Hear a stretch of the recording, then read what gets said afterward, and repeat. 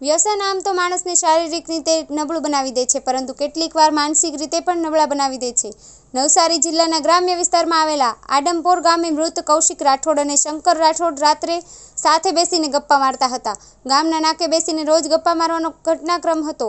ગત રાત્રિના સમયે ગામના મિત્રો સાથે બેઠા હતા. તે દરમિયાન કૌશિક રાઠોડ પાસે શંકર રાઠોડે તમાકુની પડીકી માંગી હતી, જે ન આપતા ગુસ્સે ભરાયેલા શંકર રાઠોડે કૌશિક રાઠોડનું ગળું દબાવી દેતા મોત નીપજ્યું હતું. સમગ્ર ઘટનાક્રમમાં પોલીસને જાણ કરતા પોલીસે આરોપી મિત્ર શંકર રાઠોડની ધરપકડ કરી છે અને ભારતીય ન્યાય સંહિતા 2023ની કલમ નંબર 103(1) મુજબનો ગુનો નોંધી તપાસ હાથ ધરી છે.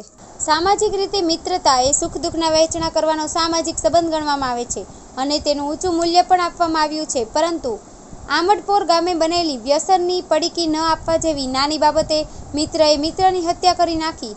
હાલ મૃતક મિત્ર કૌશિક રાઠોડની હત્યામાં શંકર રાઠોડ, જેના સળિયા પાછળ ધકેલાઈ ગયો છે, સાથે બેસીને રોજ મજાક મસ્તી અને સુખ દુઃખની વાતોની વહેંચણી કરતા મિત્રની હત્યા કરનાર શંકર રાઠોડ મિત્ર હત્યાનો આરોપી બની ગયો છે.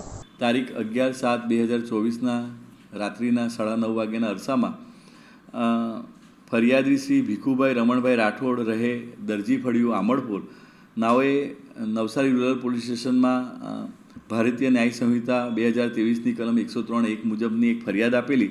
જે ફરિયાદની હકીકત એવું છે કે જે આ આરોપી છે શંકરભાઈ ખાલપભાઈ રાઠોડ રહે ટેકરી ફળિયું આમડપુર અને મરણ જણા છે કૌશિકભાઈ ભીખુભાઈ રાઠોડ, એ બંને આ જે આરોપીના ઘરની પાસે આવેલ આંગણવાડી પાસે બેઠા હતા. ત્યારે આ ફરિયાદીના દીકરા છે કૌશિકભાઈ ભીખુભાઈ રાઠોડ, ઉંમર વર્ષ 17નાઓ, એ ગુટકા ના આપેલ હોય તે બાબતની રીસ રાખીને આ આરોપી જે શંકરભાઈ ખાલપાભાઈ રાઠોડે તેમનું ગળું દબાવીને મૃત્યુ નિપજાવેલ હોય તે બાબતનો ગુનો દાખલ કરીને આગળની તપાસ પીઆઈ શ્રી પીબી પટેલિયાના કરી રહેલ છે અને આરોપીની ધરપકડ કરી લેવામાં આવેલ છે અને એમના આગળની કાર્યવાહી ચાલુમાં છે.